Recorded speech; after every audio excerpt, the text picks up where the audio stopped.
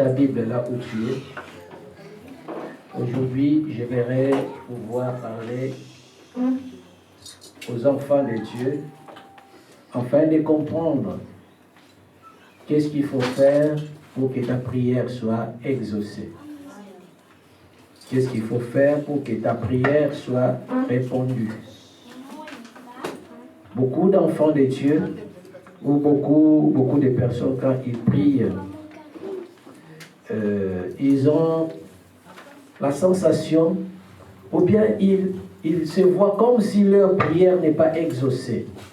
Mais voilà pourquoi Dieu nous a donné cette occasion, afin que nous comprenions qu'est-ce que nous devons faire pour que la prière que nous faisons, monter vers les trônes de Dieu.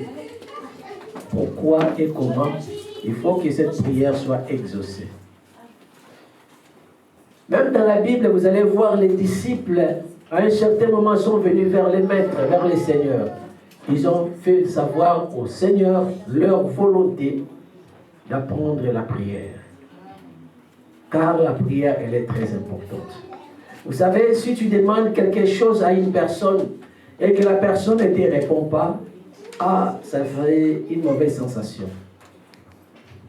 Si tu demandes quelque chose à une personne et la personne te promet mais ne réalise pas, ça fait très mal. Et si tu demandes quelque chose et que la personne à qui tu demandes la chose te répond positivement, ça donne une confiance. Ça fait du bien. C'est pourquoi nous voulons être dans cette catégorie des gens qui prient, qui demandent et Dieu leur répond. Amen. Est-ce que vous voyez? Amen. Nous voulons être de cette catégorie de ces gens qui prient et Dieu leur donne la réponse en retour. Ça donne une bonne motivation, ça donne un encouragement incroyable. Et ça permet qu'on puisse demander à Dieu et que Dieu, comme il demande, quand tu demandes avec confiance, il donne. Comment demander à Dieu? Par la prière, bien-aimé.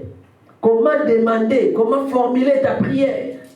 Comment formuler ta prière pour recevoir de Dieu? C'est ça le message que nous voulons partager. La Bible nous dit, dans le livre de Jacques, au chapitre 1er, verset 7 jusqu'au verset 8, c'est là où nous allons commencer notre lecture de la parole de Dieu. Nous sommes au livre de Jacques, au chapitre 1er, verset 5 à 8. Jacques, chapitre 5. Jacques, chapitre 5, à partir du chapitre 1er, verset 5 jusqu'au verset 8.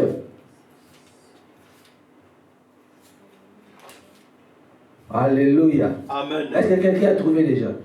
Oui. Si vous avez trouvé, vous pouvez lire pour nous, s'il vous plaît. Je lis la parole au nom du Seigneur Jésus-Christ. Amen. Si quelqu'un d'entre vous manque de la sagesse, qu'il la demande à Dieu. Amen. Qui donne à tout simplement et sans reproche. Alléluia. Et elle lui sera donnée. Mais qu'il la demande avec foi, sans douter. Car celui qui doute est semblable au flot de la mer, agité par le vent et poussé de côté et d'autre. Quel homme ne s'imagine pas qu'il recevra quelque chose du Seigneur? C'est un homme irrésolu, inconstant dans toutes ses voies. Amen. Amen. Est-ce que vous avez vu la parole, comment elle détaille la manière dont il faut demander à Dieu? Si tu veux demander quelque chose, en fait que Dieu te la donne, il faut que vous remplissiez de certaines conditions. Il faut que vous remplissiez des conditions.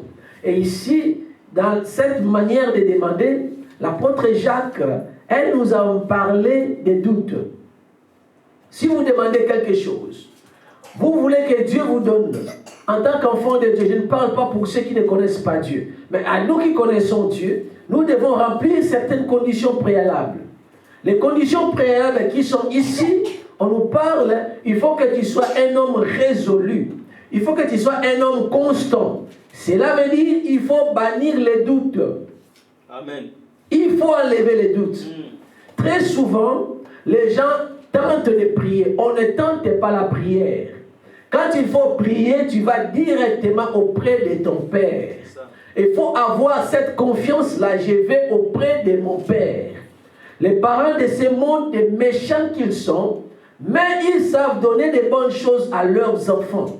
Nous sommes des hommes méchants, mais nous savons lorsque l'enfant demande, nous les satisfaisons, nous les donnons en retour, selon leurs demandes. Des fois, nous donnons des promesses et nous tenons nos promesses. Pourquoi? Parce que l'enfant a demandé à son père. Et la Bible continue de dire, si nous sommes des méchants, même comme nous sommes là, mais nous arrivons à satisfaire nos enfants, alors imagine maintenant Dieu. Dieu qui n'est pas méchant, Dieu qui est fidèle, Dieu qui est juste. Lorsque nous lui demandons quelque chose, il nous le donne. Mais il faudra que toi qui viens vers la présence de Dieu, il faut que tu puisses avoir une certaine disposition. La disposition, c'est qu'il faut que tu sois constant. Pourquoi la constance? Aujourd'hui, il faut que tu saches une chose. La constance, ça veut dire que je ne change pas. Je reste là, même si je vais demander pendant 1 mois, je vais répéter la même chose. Je vais faire la même demande. Je vais demander la même prière. C'est ça la constance. Beaucoup sont inconstants. Beaucoup ne savent pas rester constants. Il dit, peut-être aujourd'hui, tu peux me donner quelque chose de couleur noire. Demain, tu peux me donner celui qui est couleur brune. Demain, l'autre jour, tu peux me donner quelqu'un qui est, l'autre qui est de couleur rouge, jaune. Donc, il change de position. Il est un homme qui n'est pas constant. Très souvent, les gens ne sont pas constants. Très souvent, les gens demandent des choses, mais ils ne restent pas sur la même lignée des choses qu'ils ont demandées au départ. Et là, c'est là où ça complique. Tu ne peux pas baser ta prière par rapport aux événements. Tu ne peux pas baser ta prière par rapport aux circonstances. Tu ne peux pas baser ta prière parce que tu as vu les autres ont pris la couleur jaune. Toi aussi, tu as changé tout et tu as dit non, je vais prendre des couleurs jaunes. Non, non, non, non, ça ne passe pas comme ça. Ça ne passe pas comme ça. Il faut que tu saches demander, et quand tu demandes, il faut que tu sois ferme et que tu sois constant dans tes démarches, dans ta prière. Maman Stéphanie, s'il vous plaît.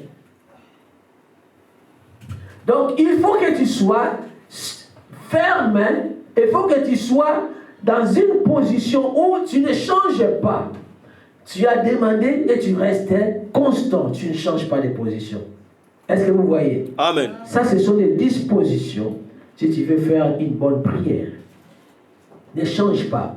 Parce que tu as vu les autres ont pris des couleurs rouges. Toi qui as demandé au départ des couleurs blanches, tu as dit non, non, non, je veux aussi couleur rouge. Non, il faut que tu restes ferme. Amen. Et quand tu viens de la présence de Dieu, très souvent, les gens, ils viennent, ils tentent la prière. Nous, les chrétiens, nous ne tentons pas la prière. Il faut le savoir. Dis à celui qui est à côté, ne tente pas la prière. On ne tente pas la prière. Quand tu vas vers la présence de Dieu, on ne tente pas la prière. Amen. Quand tu vas dans la présence de Dieu, tu vas, tu dis, non, je vais chez mon Père. Si. Il ne faut pas dire tantôt, il peut me donner, peut-être il va me sauver. Non, va directement avec assurance. Que je vais vers mon Dieu. Je vais vers celui qui a toutes les solutions. Je vais vers celui qui va changer ma vie. Je vais vers celui qui est rémunérateur de ceux qui le cherchent. Donc tu vas avec toute confiance. Tu ne tentes pas la prière, mais tu vas pour demander. Alors quand tu demandes comme ça, tu es en accord avec toi-même. Tu n'es pas partagé. Tu ne dis pas tantôt plutôt. Non. Tu ne dis pas peut-être ça peut aller. Peut-être il peut me sauver. Tu es malade, tu vas vers le Seigneur, tu dis peut-être Dieu peut me sauver. Il ne faut jamais dire peut-être Dieu peut me sauver. Est-ce que vous voyez? Amen. Il faut que tu saches une chose. Quand je vais vers le Seigneur, je vais chez quelqu'un qui a le pouvoir de changer ma vie. Je vais vers quelqu'un qui a la capacité de me sauver, qui a la possibilité de me bénir. Je vais vers quelqu'un qui a la possibilité de changer ma situation. C'est lui seul. Rien n'est impossible à Dieu. Si les hommes sont limités par rapport à leurs ressources, par rapport à leur pouvoir, par rapport à leurs possibilités, mais Dieu n'a jamais été limité. Dieu n'a jamais été en manque de ressources. Dieu a toutes choses. Il peut tout et rien ne lui est impossible. Donc quand tu viens vers le Seigneur, ton Dieu, dis-toi dans ta tête, dans ton cœur déjà, je vais vers la source de ma solution. Je vais vers les médecins qui va me traiter. Je vais vers mon Père qui ne va pas me rejeter. Je vais vers mon Dieu qui va me répondre en retour. Donc tu vas avec une certaine confiance. Tu n'es pas partagé. Tu bannis les doutes. Même si les hommes peuvent les hommes peuvent te décourager. Très souvent dans la vie, lorsque nous formulons des prières, les gens tout autour, si tu écoutes, tu ouvres bien tes oreilles, tu écoutes leurs cris, tu écoutes leurs critiques, tu vas savoir que les gens, ils parlent. Alléluia. Amen. Mais quand ils parlent là, leurs paroles, si tu les mets dans ton cœur, ces paroles vont te décourager. Parce que les gens, très souvent, ils viennent pour décourager. Amen. Rare, tu vas voir des gens qui encouragent. Très rare, très souvent, le monde décourage. Le monde ne fait que décourager. Parce que moins de personnes acceptent le succès de l'autre. Moins de personnes acceptent l'élévation des autres. Moins de personnes. Il n'y a même pas un pourcentage, je vais dire au-dessus de 10. C'est en dessous de 10. Rare, tu vas voir les gens qui t'encouragent pour aller de l'avant. Rare, tu vas voir les gens qui t'encouragent pour être béni. Rare.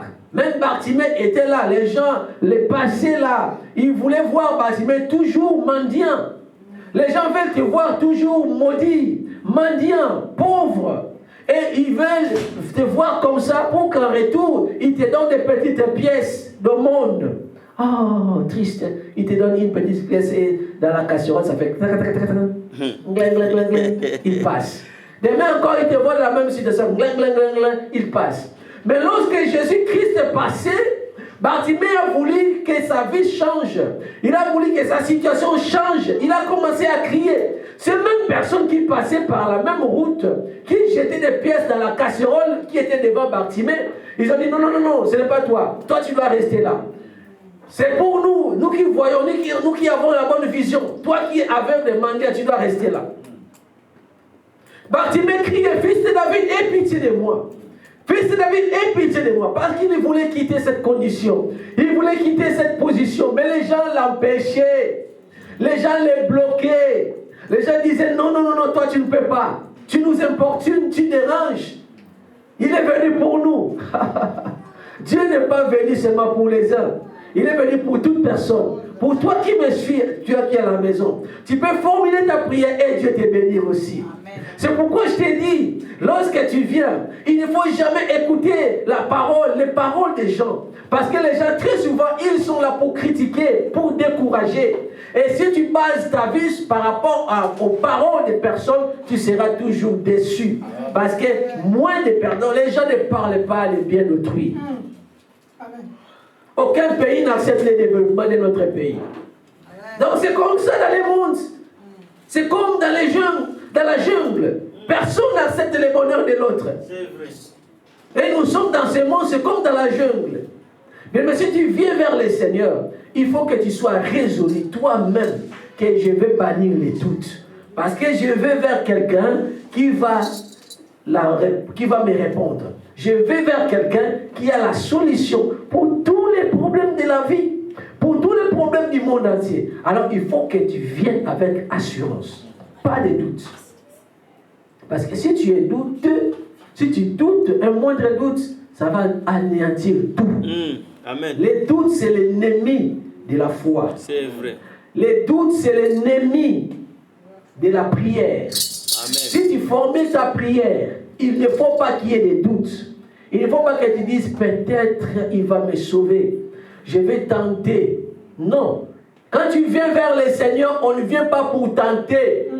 Quand tu viens vers le Seigneur, on vient pour recevoir.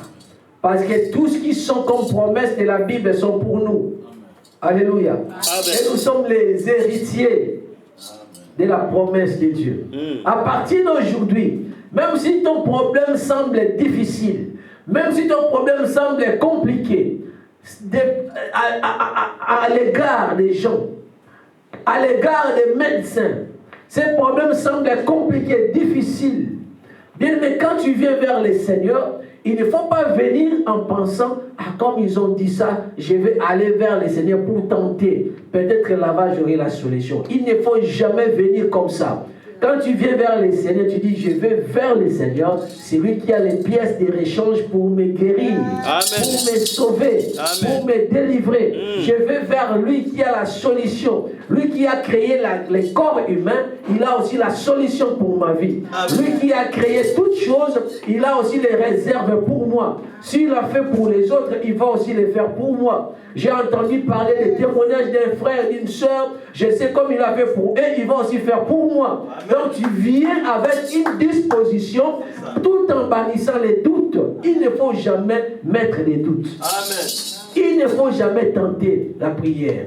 Donc en quelque sorte, si tu viens prier, une prière qui sera exaucée, il faut que tu sois en accord avec toi-même. Alléluia. Amen. Si tu pries, sois en accord avec toi-même. Ça, c'est la première des choses. Pour avoir une prière qui sera exaucée, une prière qui sera répondue, il faut que tu sois en accord avec toi-même. Cela veut dire qu'il faut enlever les doutes.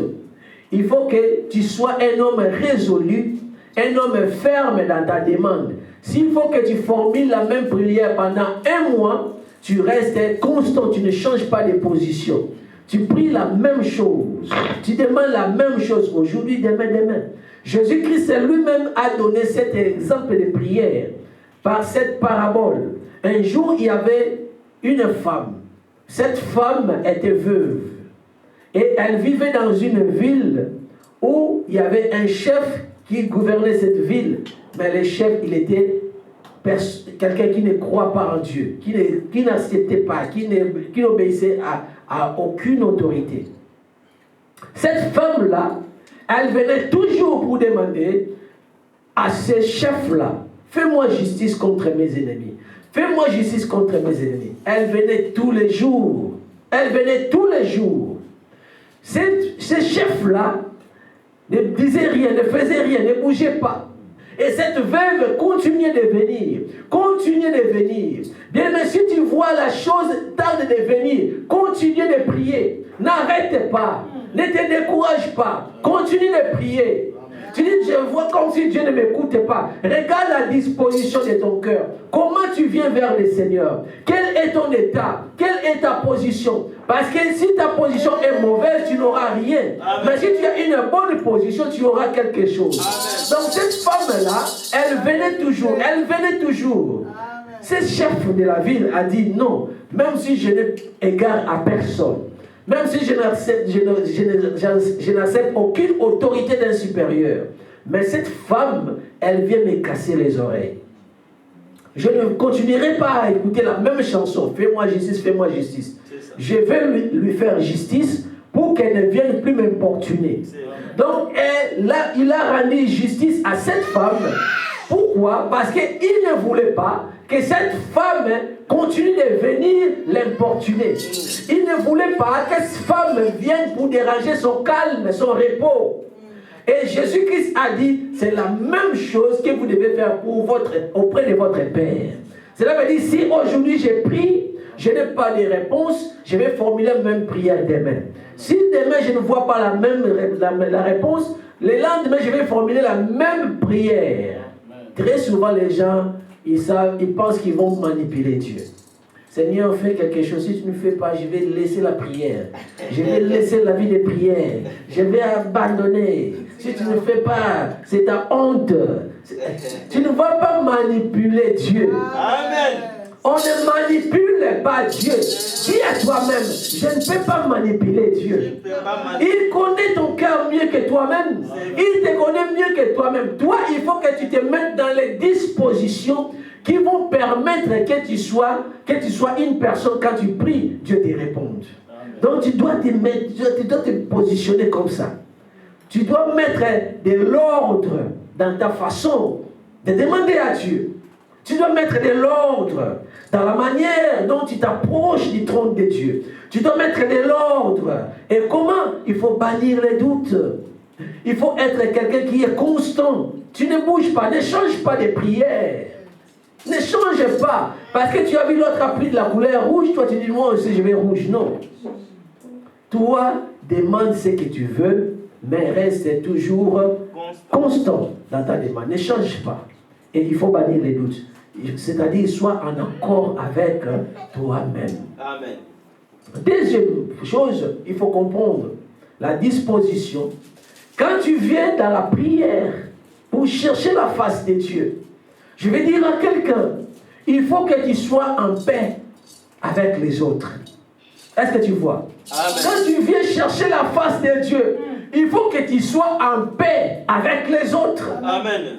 Il y a beaucoup de personnes, il est à l'église, elle est à l'église, mais très rancunière. Tu n'as pas de paix avec tes voisins. Tu n'as pas de paix dans ta propre famille. Tu n'as pas de paix dans ta propre maison. Tu n'as pas de paix avec ton conjoint, ta conjointe. Mais comment, dans cette disposition, tu vas recevoir de Dieu? Parce que tu n'es pas en paix, Dieu ne te donnera pas. Alléluia. Amen. C'est la même condition qui s'applique aussi à l'église. Là où l'église est unie, il y a la paix, Dieu va bénir. Là où il y a la paix, il y a l'unité, Dieu va descendre. La gloire de Dieu va descendre. C'est le même principe qui s'applique aussi dans la famille. Quand la famille est divisée, c'est l'ennemi qui va régner. Même si vous demandez quelque chose dans cette ambiance, Dieu ne donnera pas. Quand l'église est divisée, des groupes sont créés. Ne pensez pas que Dieu va régner comme ça. Dieu va vous donner ce que vous demandez. Non, ce n'est pas Dieu qui va régner là. C'est l'ennemi qui va profiter de ces désordres. La paix, elle est importante. Est-ce que vous voyez? Amen. La paix, elle est importante. Dis la paix. La paix. La paix est importante, bien-aimé. Oh my God. Donc il faut que tu sois en accord avec les autres. Donc la paix nous permet d'être en accord avec les autres. La paix nous permet d'être en accord les uns les autres. Au milieu de l'église dans laquelle nous sommes. La paix nous permet d'être en accord avec tout le monde. Nous tous, nous sommes en accord. Les uns les autres par les moyens de la paix. Très important. Alléluia. Amen. Et la paix, elle permet de favoriser l'unité. Donc l'unité, elle est consolidée. L'unité est bâtie par la paix. La paix entre frères et sœurs. La paix dans notre relation. La paix dans nos échanges. La paix. Est-ce que dans ton cœur, il y a la paix? Quelle est ta disposition? Regarde bien, est-ce qu'il n'y a pas de rancune dans ton cœur? Est-ce que la paix elle est là? Est-ce que tu es en paix avec ton frère ou ta sœur? La paix, elle est très importante. Même si la paix n'est pas là, mais Dieu nous encourage. Et il dit, par un ordre impératif, recherchez la paix. Recherchez la paix. Si la paix n'est pas là, il faut la rechercher. Hébreux chapitre 12, verset 14. Recherchez la paix avec tous et la sanctification. Sans la sanctification, personne ne verra le Seigneur. Amen. Mais la sanctification elle-même, oui. Sans la paix, la sanctification ne suffit pas. Mais la sanctification doit être composée avec la paix. Donc recherchez la paix et la sanctification sans laquelle, on n'a pas dit sans lesquelles, on a dit sans laquelle. Donc laquelle, là, pronom relatif, elle s'applique, elle s'accorde avec la sanctification. Oui. Mais la paix, elle est importante. La paix, elle nous permet d'être dans l'unité. La paix, elle nous permet d'être en accord avec les autres. Mais aussi la sanctification. Est-ce que vous voyez? Donc dans ce chapitre, nous voyons deux grands points. Nous avons la paix, premièrement. La paix favorise l'unité entre les frères. Vous savez, là où il y a l'unité, Dieu règne. Est-ce que vous le savez? Amen. Oui, il est agréable et doux pour les frères de demeurer ensemble. Car en ces lieux, Dieu envoie la bénédiction. Il est agréable et doux d'être ensemble. Or, on ne peut pas être ensemble s'il n'y a pas l'unité. Il est agréable et doux d'être ensemble. My God, mon bien-aimé, est-ce que la paix est dans ton cœur? Est-ce que tu peux rester ensemble avec ton frère ou ta soeur sans que tu éprouves des rancunes ou des ressentiments? C'est ce que nous ne voulons pas. Il faut traiter ton cœur tout d'abord. Si vous sentez qu'il y a des ressentiments, il y a des rancunes, il faut l'enlever. C'est des poisons qui dérangent, qui détruira ta vie. Il faut l'enlever, il faut te guérir, premièrement. Donc il faut chercher la paix. Dieu qui a donné cet ordre, c'était un ordre impératif, recherché. C'est un ordre, ce n'est pas tantôt plutôt, c'est un ordre, rechercher la paix et la sanctification. Donc dans la prière, il faut rechercher tout d'abord la paix. Si tu veux bien prier, Jésus-Christ a donné encore une parabole ici.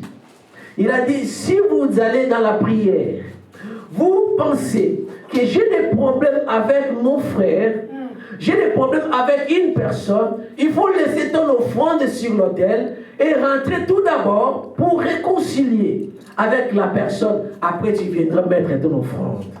Est-ce qu'aujourd'hui on le fait? Question tag. Question mark. Est-ce qu'aujourd'hui elle le fait? Non. Avec des rancines, on est là, on loue le Seigneur, on lève les mains. Oh my God.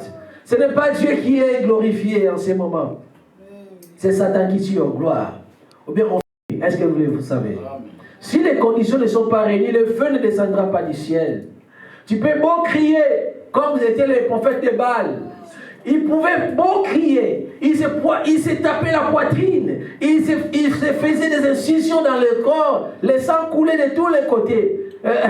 Mais la faveur de Dieu ne descendait pas, le feu ne descendait pas. C'est ça, bien-aimé. Si tu n'es pas dans la condition exigée, établie par Dieu, tu peux beau prier, mais rien ne se passera. Il faut que tu sois dans les conditions. Dans la paix tout d'abord. Rechercher la paix avec tous. Et la sanctification. Hébreux 12, 14. Psaume 133, verset 1er. Donc là où on est ensemble, c'est là où Dieu envoie la bénédiction. Et la vie en abondance. Là où il y a l'unité. Une maison qui est unie, un couple qui est uni, une famille qui est unie. C'est là où Dieu va bénir. Lorsque vous vous mettez à prier, lorsque vous êtes ensemble pour prier, c'est là où Dieu va faire descendre ses bénédictions. Est-ce que vous le savez? Amen. C'est l'unité, mon frère, ma soeur. L'unité. Aujourd'hui, avec le monde dans lequel nous sommes, oh là là, beaucoup de rancunes de droite à gauche, beaucoup de problèmes, beaucoup de mésententes, beaucoup d'incompréhensions, des familles divisées, disloquées. Même si vous ne vous voyez pas, mais je veux que vous ayez la paix entre vous. Même la paix, là, elle demande que tu sois vraiment l'enfant de Dieu. Beaucoup sont à l'église, mais je ne sais pas si on va dire enfant de Dieu ou pas. Parce que leur façon de vivre, quand tu vois ça, tu dis, mais waouh, qu'est-ce que c'est comme façon de vivre? La paix, elle est importante. Et deuxièmement, nous voyons que là où il y a la paix, il faut que vous compreniez que là où il y a la paix, il y a une facilité de réconciliation. Si vous voulez rechercher la paix, il faut savoir que rechercher la paix passera beaucoup plus par la réconciliation. Donc regarde à droite, à gauche, est-ce que j'ai des problèmes avec un frère, une soeur? Alors arrangez ça. Qui est la paix. Et la paix passe par la réconciliation. Réconciliez-vous.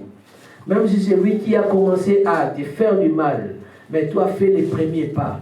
Ce n'est pas parce que tu n'es pas courageux, ce n'est pas parce que qu'est-ce qu'il va voir, qu'est-ce qu'il va il va me considérer comment. Non, ce n'est pas te considérer comment. Toi, tu sais qui tu es. Tu es un enfant de Dieu, l'enfant du roi. Tu ne fais qu'appliquer les principes du royaume dans lequel tu es.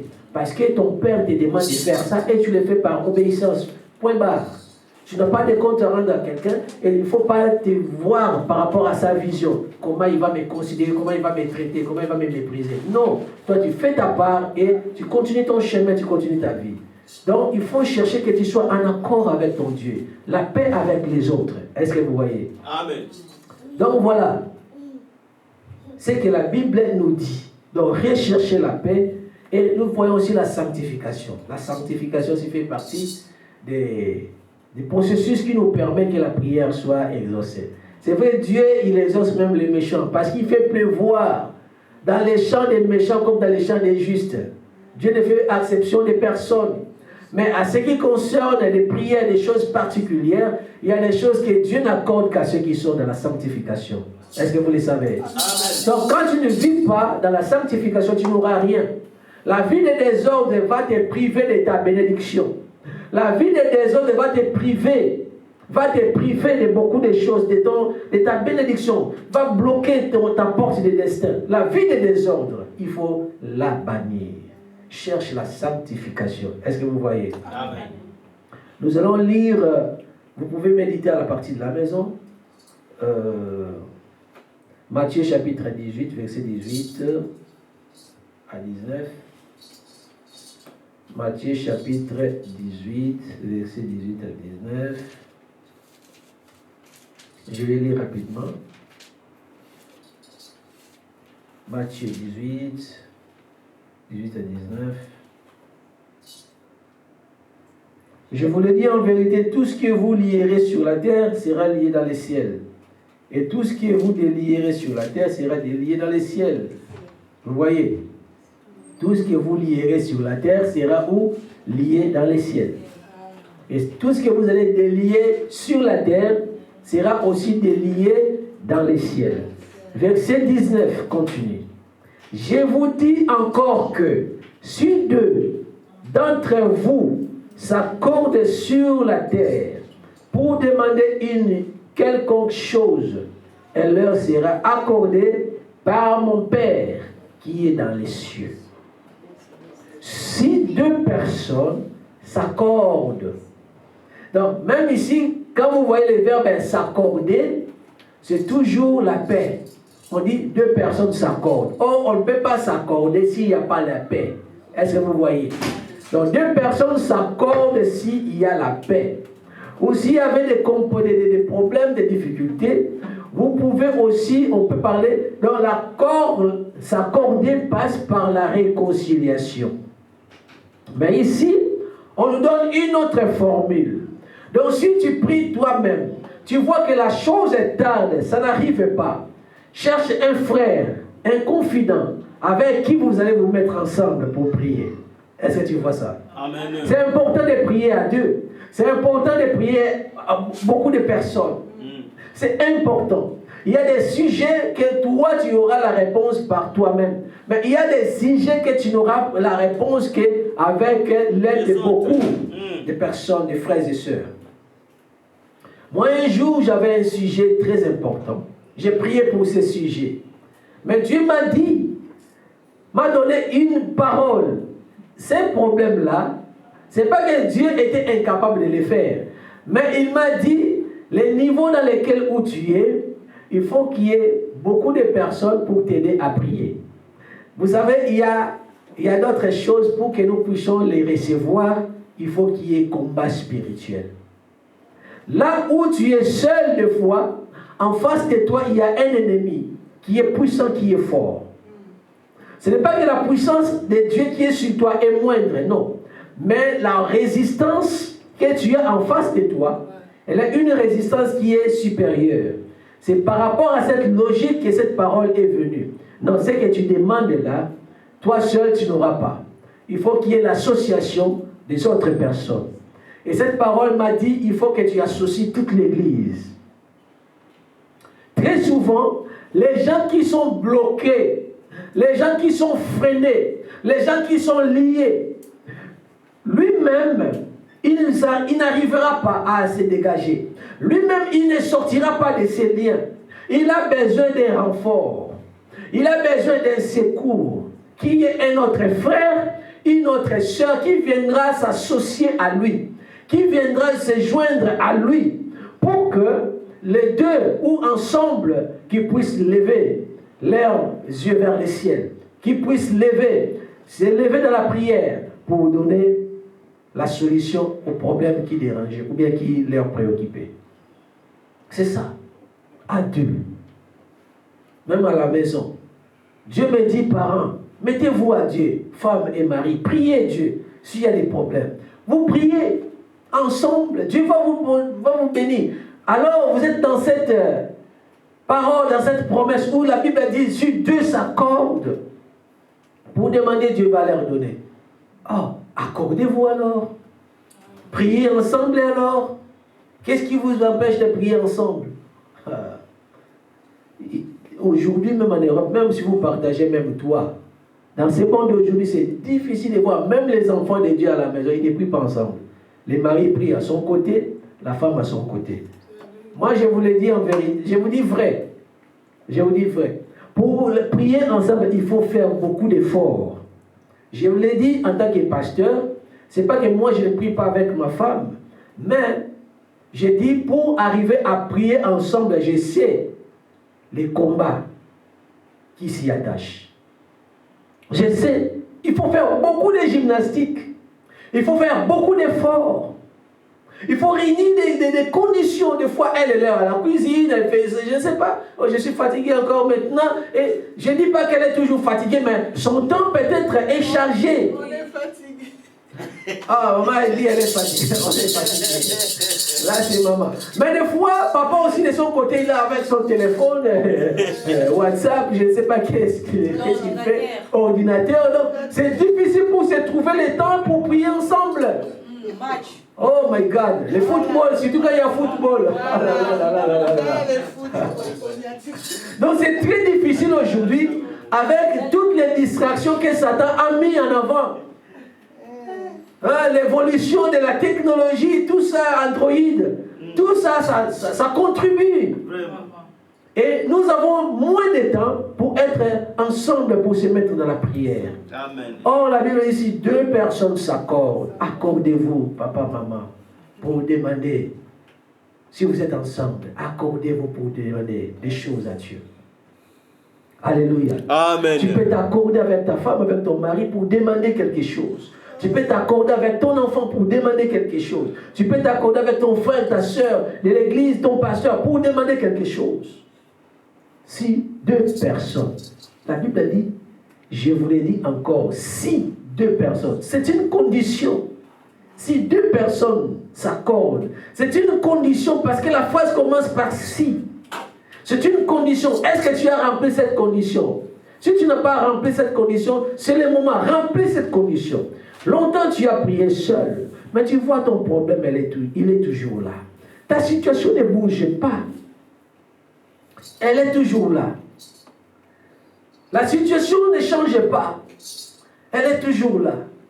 Je t'encourage. Bien-aimé, ne lâchez pas. Je vous encourage, ne lâchez pas. Bien-aimé, n'abandonnez pas. Je vous encourage. Mais il faut changer de position. Il faut changer de possibilités. Il faut te mettre dans des conditions qui sont demandées. Est-ce qu'il y a eu des doutes au début? Si les doutes, tu l'as vaincu, gloire à Dieu, tu l'as enlevé. Est-ce que tu es constant? Est-ce que tu ne changes pas? Est-ce que tu ne cherches pas à manipuler Dieu? Tu ne fais pas, je vais quitter la foi. Est-ce que tu ne fais pas ça? Est-ce que tu ne manipules pas? Et si tu es dans cette condition, tu changes, oui, gloire à Dieu. Maintenant, tu viens dans la deuxième condition où il faut associer les autres, où il faut qu'il y ait l'unité, où il faut qu'il y ait accord entre deux. Est-ce que tu es dans cette position, dans cette condition?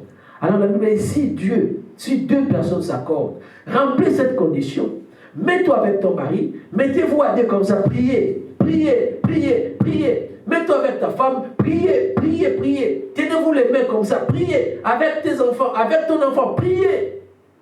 Avec ton frère, ta soeur de l'église, avec les serviteurs, priez. Et Dieu donnera la réponse. Parce que vous avez rempli cette deuxième condition.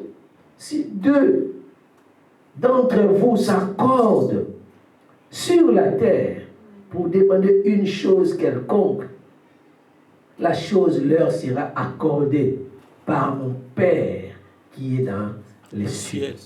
2 personnes. Dieu ne cherche pas des fois plusieurs. Il commence par 2. Parce que les plusieurs commencent par 2. Vous pouvez être 3, 4, 10, tant mieux. Mais les pluriels commencent par 2. Mettez-vous à 2. Mettez-vous à 3. Mettez-vous à 4. Mettez-vous ensemble pour prier. Le feu descendra. Alléluia. Amen. Dieu répondra. C'est lui-même qui a dit de remplir cette condition. Et si toi tu remplis cette condition, ne viens pas pour tenter la prière, mais viens pour dire que non, nous sommes en accord. Je suis en accord avec mon frère. Nous sommes dans la voie. Nous tous, nous savons, nous venons avec assurance dans la prière. Dieu va répondre. Amen. Alléluia. Amen. Alléluia. Amen. Gloire à Dieu. Il y a un dernier verset, j'aimerais que vous lisiez dans l'épître aux Corinthiens, aux Colossiens, au chapitre 3, verset 15. Colossiens chapitre 3, verset 15. La paix de Christ. Vous savez, ce qui unit l'Église, c'est ce qu'on appelle la paix de Christ. Il faut que la paix de Christ nous remplisse pour conserver l'unité, pour maintenir l'unité. Je lis pour la gloire de Dieu. Amen. Et que la paix de Christ à laquelle vous avez été appelés, la paix de Christ à laquelle vous avez été appelés pour former un seul corps, règne dans vos cœurs et soyez reconnaissants. Amen. Amen. La paix de Christ à laquelle vous avez été appelés pour former un seul corps. Donc la paix de Christ. Christ, quand il est venu, il nous a donné aussi la paix. Et dans ta prière, il faut demander que la paix de Christ remplisse nos cœurs. Quand la paix remplit les cœurs, c'est cette paix qui permet de former l'unité de l'Église, l'unité de la famille. Si tu vois qu'il y a quelque chose, il y a une ébullition, il y a une température élevée à la maison, et vous ne vous attendez pas bien, demande la paix de Christ. Amen. Seigneur, donne-moi la paix de Christ. La paix de Christ vient régner dans mon cœur. La paix de Christ règne dans mon couple. La paix de Christ règne dans notre église. La paix de Christ dans le cœur de tout un chacun règne et maintient l'unité. Qui est l'unité entre nous? Parce que là où il y a l'unité, c'est là où il y a Dieu. Là où il y a l'unité, c'est là où Dieu répond. C'est là où Dieu descend. C'est là où Dieu agit. Comme nous avons donné la référence des psaumes 133 au verset 1er. Alléluia. Amen. Il est agréable et doux pour des frères de demeurer ensemble. Car en ce lieu, Dieu envoie la bénédiction et la vie, afin que vous l'ayez en abondance. Donc Dieu répond là où il y a l'unité. Alors pour avoir cette unité-là, il faut qu'il y ait la paix de Christ. Donc cela veut dire dans ta vie, il faut que tu puisses avoir absolument la paix. Il faut enlever les doutes. Il faut être constant, ne bouge pas. Il y a des épreuves qui peuvent te bouger, mais toi ne bouge pas. Ta position qui ne bouge pas, reste ferme. Et Dieu te donnera. Dieu te répondra. Ta prière sera exaucée. Ce que tu demandes depuis longtemps, Dieu te l'accordera. Parce qu'il n'a jamais été en manque de ressources. Mais toi, mets-toi seulement dans les conditions qui sont demandées. Des conditions qui sont à remplir. Toi, remplis cela. Et tu vas voir la porte des réserves de la gloire de Dieu seront ouvertes pour toi. Dieu ne manque de rien. Dieu n'a jamais manqué. Amen. Dieu n'a jamais été pauvre. Il a toutes choses qu'il faut pour nous. Il a déjà préparé notre destin. Il a déjà tout arrangé pour que ta vie soit une vie heureuse. Mais si tu manques quelque chose, il va te les donner, bien sûr. Mais regarde-toi, est-ce que je suis dans les bonnes conditions? Est-ce que ma prière sont basées sur les conditions qui sont requises, qui sont demandées? Est-ce que j'ai rempli toutes les conditions qu'il faut? Et si tu ne les avais pas encore remplies, il n'est pas tard de les remplir maintenant, parce que tu les as déjà connues. Parce que Dieu nous a donné cette révélation pour que tu connaisses. Et alors, c'est à toi de les remplir. Il est temps de les remplir. Remplis cette condition et prie ton Dieu. Il est dans les cieux. Il te répondra. Il te donnera tout ce que ton cœur désire. Amen. Amen. Au nom de Jésus-Christ. Acclamez pour Jésus-Christ. Gloire à l'agneau. Gloire à l'agneau. Gloire à l'agneau. Alléluia.